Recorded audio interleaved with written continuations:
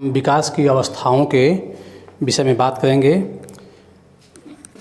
कि अवस्थाएं जो है मनोवैज्ञानिकों ने विकास की अवस्थाओं को 10 भागों में बांटा है।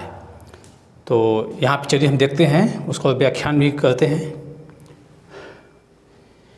मनोवैज्ञानिकों ने विकास के दृष्टिकोण से गर्भधारण से लेकर पूरे जीवन काल को निम्नांकित 10 भागों में बांटा है।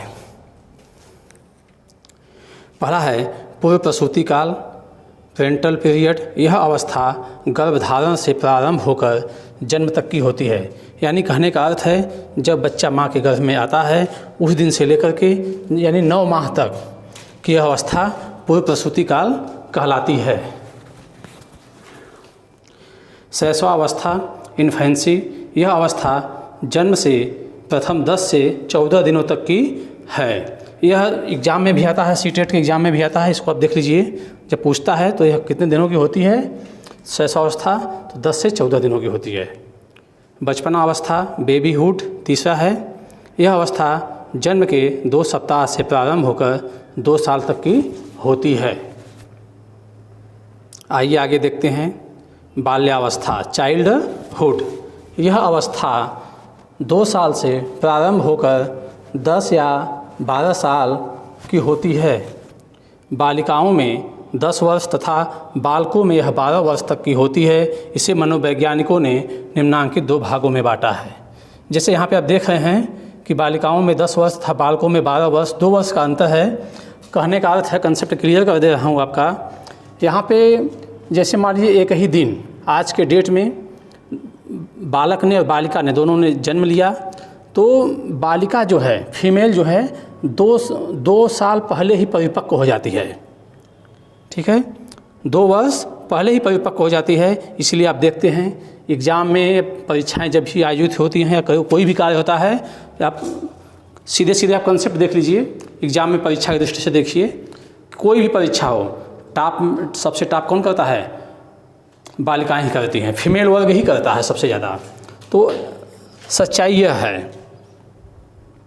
तो आप इसको समझ सकते हैं, क्योंकि आप अध्यापक हैं तो आपको जानना बहुत ही आवश्यक है। ट्रेनिंग के दौरान यही सब आपको सीखना है। आगे चलिए, उत्तर बाल्यावस्था। अच्छा, प्रारंभिक बाल्यावस्था। इसमें बाल्यावस्था को 2 भागों में बांटा गया है, प्रारंभिक बाल्यावस्था और उत्तर बाल्यावस्था।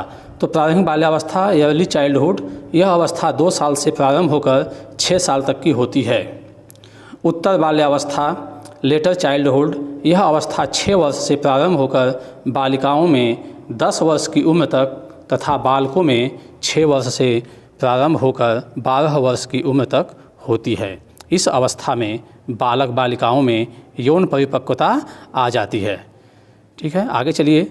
5वां है तरुणावस्था या प्राक किशोरावस्था।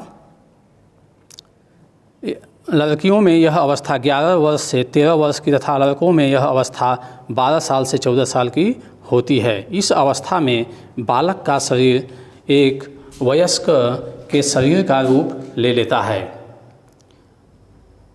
प्रारंभिक किशोरावस्था, यह अवस्था 13 साल से 14 साल से प्रारंभ होकर 17 साल तक की होती है। इस अवस्था में शारीरिक विकास तथा मानसिक विकास बालकों में अधिकतम होता है और विवेक तथा उचित अनुचित का ख्याल अधिक नहीं रहता है।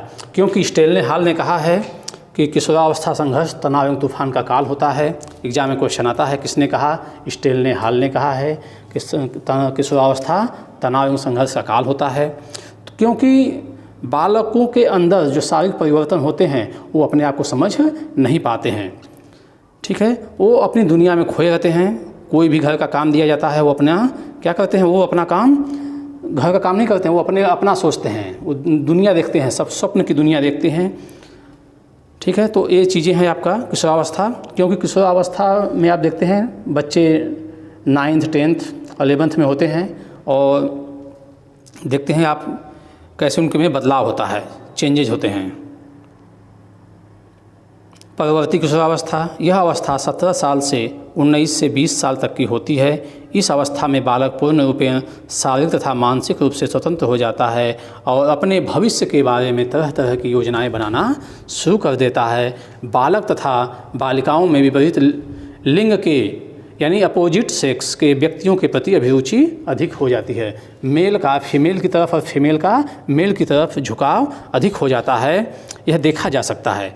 8वां है प्रारंभिक वयस्कता, अर्ली एडल्टहुड। यह अवस्था 21 साल से 40 साल तक की होती है। इस अवस्था में व्यक्ति शादी कर अपना घर परिवार बसाता है और किसी व्यवसाय में लग जाता है तथा अपने आत्म विकास को मजबूत कर आगे बढ़ता है। मध्यावस्था, यह अवस्था 40 से 60 साल की होती है। इसमें व्यक्ति द्वारा अपनी पूर्व प्राप्त उपलब्धि तथा आकांक्षाओं को काफ़ी सुदृढ़ किया जाता है। 10वां है जो मनोवैज्ञानिकों ने 10 भागों में बांटा है, वह अंतिम है बुढ़ापा या सठिया अवस्था, जिसे हम वृद्धावस्था या सठिया अवस्था 60 वर्ष बोला जाता है।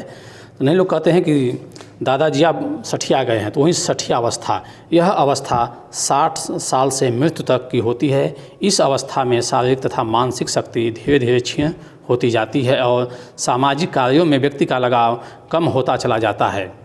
शिक्षा मनोविज्ञान में बाल्यावस्था में परवर्ती किशोरावस्था तक का महत्व अधिक बताया गया है।